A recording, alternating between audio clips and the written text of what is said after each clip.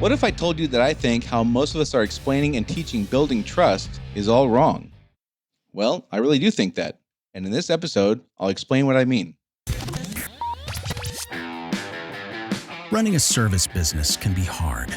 It is not unusual for business owners in industries like contracting, home repair, auto repair, business-to-business services like janitorial, IT and accounting, and many others to feel overwhelmed by all the priorities facing them at any given time. Between addressing the needs of the customers, managing the employees, figuring out the financials, and getting processes in place, feeling like you're making significant progress on your business journey can be difficult. Welcome to Service Industry Success, hosted by Brian Harding.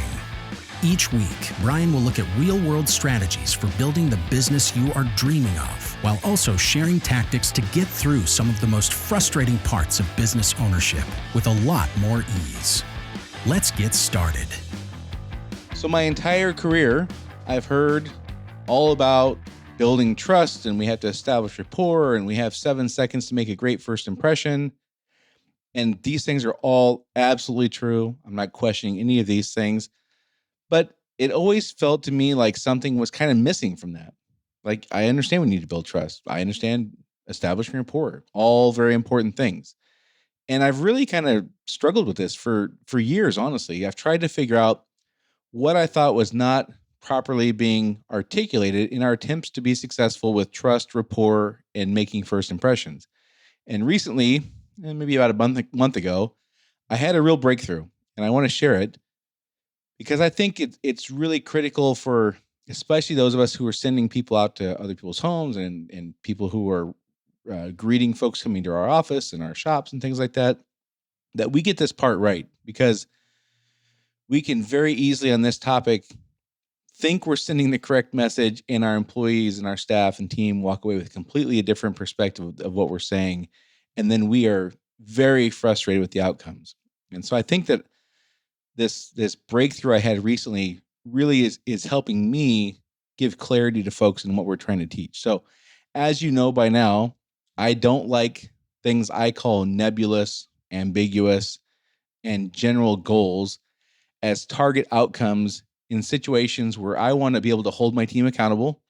So I don't believe I can hold my team accountable for things like quote unquote good customer service or being excellent in providing a great customer experience.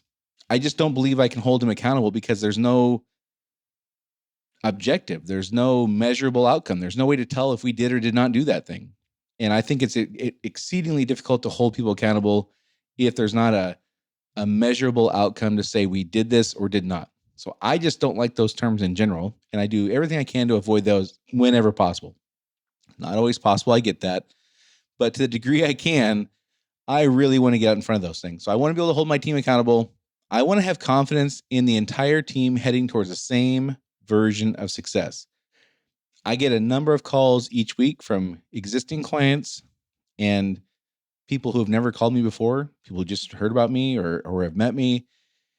And one of the most common calls I get is from people saying, I'm at my wit's end with X employee, could be entry level, could be senior management. It doesn't matter. The call, it goes like this. I'm at my wit's end with them. I think I need to fire them. I need, what do you think? How do I fire somebody? Do you think it's time? Like those kinds of things. And my first question is always the same. Whatever the issue is, I say, if I, Brian, called your employee and asked them to explain what success looked like as it relates to this thing, whatever it is that's making you angry, would their answer match yours? And the response I get is almost always one of two things. One is silence as they think about it, and the other one is some version of probably not. So this is why I don't like nebulous outcomes and nebulous descriptions or general descriptions of what we're aiming for in things like good customer service or doing a good job or taking care of the customer or leading the team in the right direction and doing the right thing. And these very general outcomes that we cannot even agree on what we're aiming for. And then we get wildly frustrated when they don't achieve it. And we can't even articulate it sometimes. So I want to have confidence that the entire team is heading towards the same version of success. The only way I can confirm that we are all heading for the same version of success is for each person in their own words to describe what success looks like to them. If they cannot, in their own words, describe what success looks like to them in a way that makes me confident that, yeah, they're using different words, maybe phrased a little bit different, but yeah, that's what we're aiming for, then we're not aiming for the same thing. They have a version that is different than mine. If I can get out in front of that, my life is immensely easier. So I want to be able to hold them accountable. I want to have confidence the entire team is heading towards the same version or description or of success or an outcome. And I want to be able to trust my employees to make good decisions so I can focus on other things. Sometimes focusing on other things means I'm taking a vacation. Sometimes focusing on other things means I'm trying to figure out the next marketing move we're going to do instead of trying to figure out how we service X customer today on the schedule or whatever. I need to be able to trust people to make good decisions so I can focus on other things.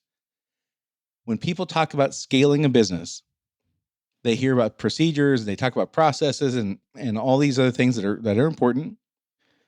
The number one thing I think people have to do that is never talked about to scale a business is to trust the people to make decisions so you can focus on other things. If that trust is not there for them to make good decisions, you will not give up control, which means you cannot focus on the next level of things you need to focus on to scale a business. So that's why I think this particular issue is such a tremendous idea and notion and skill and strategy to wrap our heads around. Is I need to be ever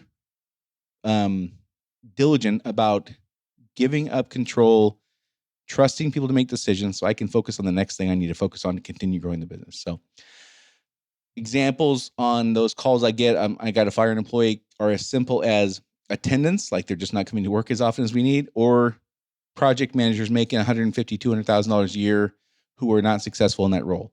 It covers the gamut. And my question is always the same.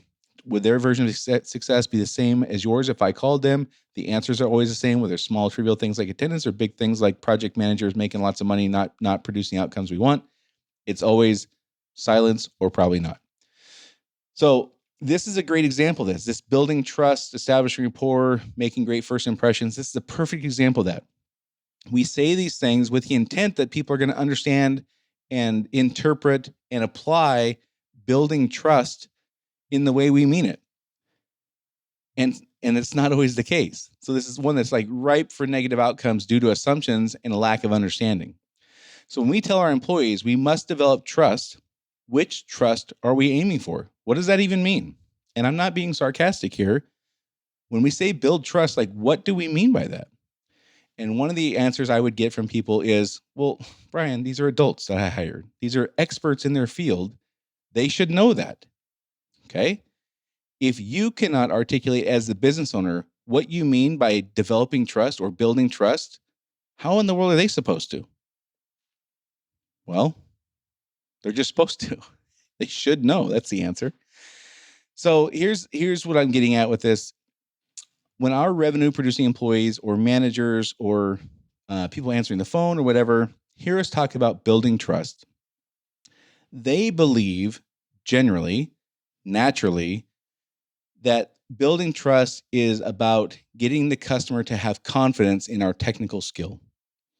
The way to building trust is to show the customer we have expertise, we have knowledge, we have skills, we have the ability to solve their problem. That is how customers will trust us because they believe we are competent. That's how our employees naturally, that's where their brain goes naturally when they hear building trust. However, when our customers think about trust, what they want is confidence. We are willing and able to make good decisions on their behalf, on the customer's behalf. So our employees here build trust. That equates to demonstrating we have expertise, technical skill, the ability to solve this problem, whether it's a new HVAC unit or whatever it is we're fixing, the car, the transmission, whatever. They believe to establish trust in the customer, we have to prove our technical prowess or ability. What the customer wants when they think about trust is, I want to trust that you are willing and able to make good decisions on my behalf on this thing that I don't even understand and I'll never even see in some cases. I'll never even see the technical work you do. And if I do, I probably won't even understand most of it. I want to trust that you are willing and able to make good decisions on my behalf, which, by the way, does include that you are technically proficient in your skill. That's part of it, but that is absolutely not the only part of it. That is a piece of it. That is not the entire pie. So it's critical, I think, that we are clear with our employees. When we talk about building trust, first of all, I might even not use that phrase anymore. Rather than saying building trust, I would say we want our customers to know that they can trust that we are willing and able to make good decisions on their behalf, which means we have to be technically proficient, but it also means we have to understand these things that they care about that they're never going to say.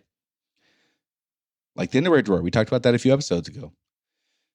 We have to understand that our team is naturally going to want their skill to be highlighted. We are all selfish creatures. We all have a favorite topic, and our favorite topic is me. So if we talk to a technician or a revenue producing employee and say, you need to build trust, they're naturally going to say, yeah, of course. The way I'm going to do that is tell everybody how wonderful I am, how smart I am. Here's my years of experience I have. Here's all my certifications. Look on the wall. Here's all the plaques I have. Here's how great I am. Of course, they're going to think that they can trust me. But the customer doesn't think that way. The customer wants to believe that we are on their side, that we are willing and able to make good decisions on their behalf. So I hope you can see the disconnect there, that what we want as providers is people to trust us because of our technical skill.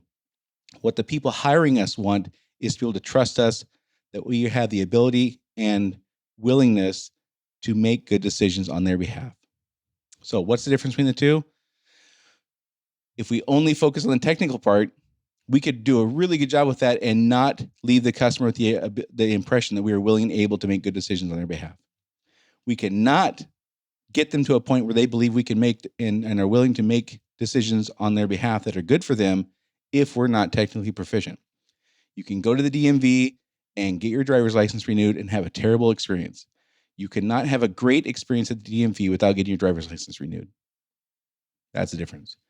So what do we gain by getting it right? Well, referrals, additional sales, repeat customers, like all the things we want. This is what makes people decide we are the provider that they should hire.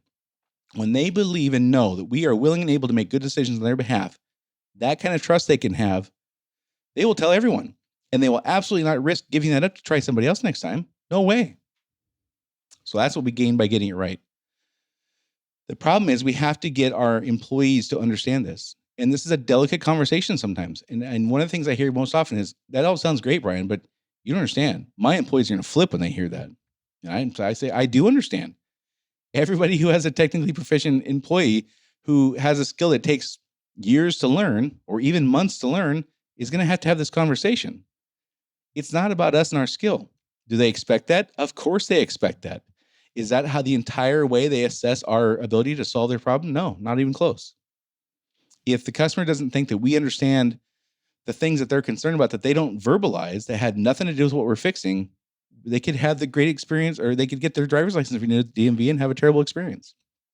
So the consequences of getting this wrong is having a team of people out representing the company who are talking about them and how great they are and their skill, and completely missing the mark on what the customer wants, and completely missing the mark on how the customer assesses what a quote unquote good job is.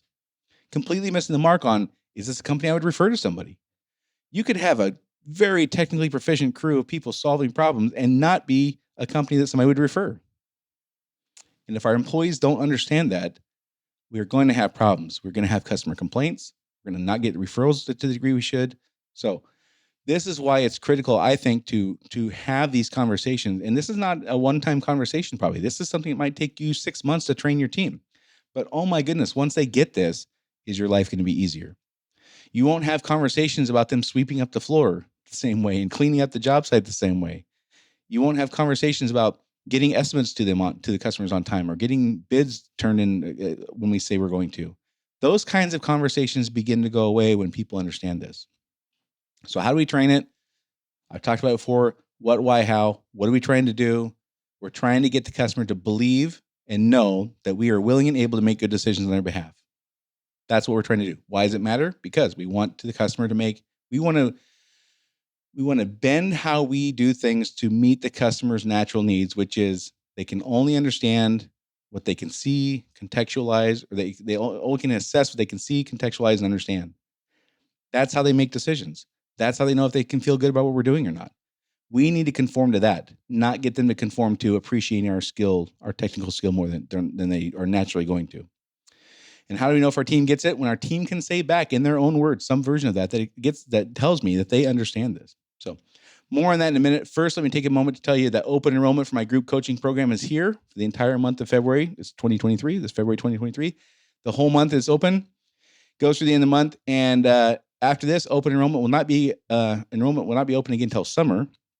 And I want to be really clear about something here. I'm literally going to be doubling the price on the next open enrollment because of major improvements to our membership. So this is the last time I'll be offering membership at the current price. In the membership, unlike one-on-one coaching, your pricing is locked in for the length of your membership when you join. Whatever price you join at, that is your price as long as you remain a member in good standing. As prices continue to rise, your price will always stay the same. So if price is a factor for you, now is the time to join. I'm literally going to be doubling the price because of some major improvements we've made. Here's what my coaching program offers: clarity on where your business is in the overall journey, so you can know what specific areas you should be focused on right now based on where your business is. So you can improve profitability, employee buy-in and performance, processes and efficiency, and just your quality of life as a business owner. You get step-by-step instructions on how to get through the challenges related to those areas quickly. So you're not struggling as long as you would be on your own from someone who's been right where you are today. Me, I've been right where you are. So plus you get the support inside of other business owners just like you. So to learn more, go to the link in the show notes to book an appointment with me, or you can go to serviceindustrysuccess.com to see what's all about there. You can also book an appointment with me there. Also, it's not a huge time commitment. 90 minutes a week is the only time commitment for this membership. So it's not like it's many hours a week. I know that you're all busy, so I know that that's a factor. So back to our topic, the first thing I would recommend is stop using the word trust as this all-inclusive word to describe an unspecific aim, which our employees are likely to misinterpret. Let's just say what we mean. Let's stop saying things like build trust, and let's be very specific and say, we need our customers to know that we are willing and able to make good decisions on their behalf. Yes, that includes demonstrating that we are technically proficient, but the technical proficiency is not the only factor. It's a factor, not the factor. And the less our employees understand that, the more they talk about them. And again, we all have a favorite topic. It's me. It's not you and your technician. It's not your company. It's none of that stuff. It's me. How are you solving my problem? I'm hiring you to solve my problem. And one of the things that with, service employees who have high skills is it can kind of begin to shift where it's like we are doing the customer a favor. That, if you're in emergency service, especially you're in a plumbing situation, you make the water go down that's flooded their basement. They're saying, thank you. Can I get you something to drink? Do you want something to eat? Like, thank you, thank you, thank you. It's easy for that perspective to shift where now we feel like we're doing them the favor. And that is not the case. We have to constantly remind ourselves, we are asking them to do something for us. They're going to write us a check or give us a credit card. That's what we're asking them to do. We need to conform to what they need, not the other way around.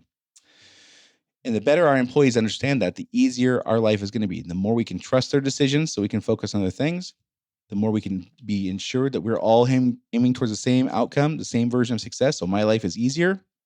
And the more I can hold people accountable to doing specific things. So click on the link in the show notes to go to serviceindustrysuccess.com today to see if my group coaching membership is right for you. Also, if you haven't had a chance yet, please hit that subscribe button. One of the things I'm trying to do is reach as many folks as possible to help as many people as possible through these difficult parts of starting a business and growing a business. We spent all our career in the early part learning how to do the craft or trade we do, and then we decided to start a business, and it takes completely different skills. And so that's the whole purpose of this thing, is to help people learn the skills to get through these really difficult parts of business ownership as quickly and easily as possible. So ways to help me do that: subscribe to this, share this podcast with a friend or colleague. Like you never know what little tidbit they could hear that completely changes their life. It could completely help them overcome a major hurdle they've been stumbling against for weeks or months or even years. Share this with them. You never know how people are going to get the help they need. And if you haven't had a chance yet, give us a rating review. Those are ways we grow this podcast. Listenership, I got to say, the last few months has been just going gangbusters. I really appreciate you guys taking the time to help me spread the word on this. It means the world to me. I really appreciate that. And I know it's helping people out there because I'm getting the feedback saying so. So thank you for doing your part to help other business owners to not have to struggle so much. And that's it for this week, and I'll see y'all next week.